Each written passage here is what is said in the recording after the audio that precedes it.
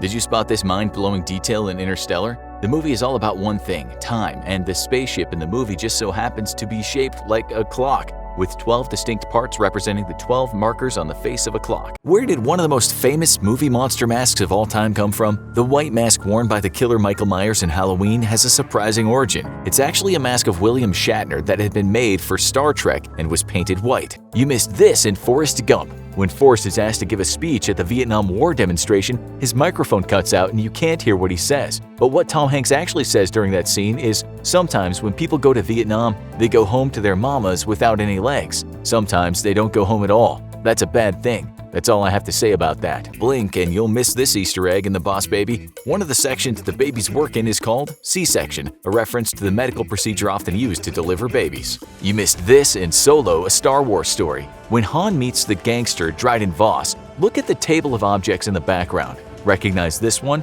It's a golden idol that just so happens to be the same one seen in a film featuring the original Han Solo, Harrison Ford in Indiana Jones Raiders of the Lost Ark. You missed this in Goodfellas. The U.S. attorney who talks to Henry and Karen about flipping and going against his criminal associates is played by the actual U.S. attorney who talked to the real-life Henry Hill after he turned state's witness.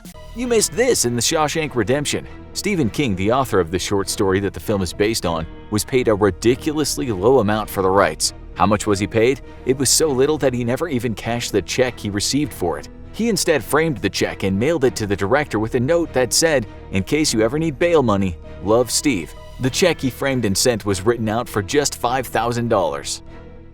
Did you notice something off about Pennywise's eyes in It? Other than just being really creepy, they actually change color going from yellow to blue. But why does he do that? He changes them to blue in order to lure Georgie because that's the same color eyes his mom and brother have. You missed this in Parasite. The name of Mr. Park's company is Another Brick, which is a reference to director Bong Joon-ho's favorite band, Pink Floyd, and their famous song Another Brick in the Wall.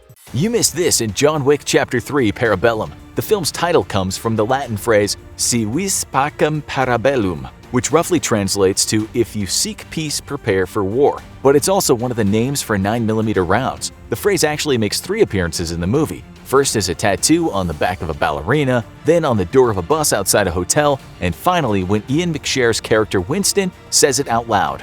You missed this in The Good, the Bad, and the Ugly. The famous poncho that Clint Eastwood's character, the man with no name, wears in all 3 of the Dollars trilogy movies has a surprising and slightly disgusting secret. Not only was the poncho, which Clint Eastwood bought himself, the exact same one in each film, but he also insisted that it never be washed, even between movies, so that it would maintain its dusty, rugged look. You missed this in The Lord of the Rings The Two Towers, when we're shown the orc blacksmiths forging weapons between Isengard. These aren't just random extras hammering away, these are actual blacksmiths from Weta, the company responsible for many of the special effects in the Lord of the Rings trilogy.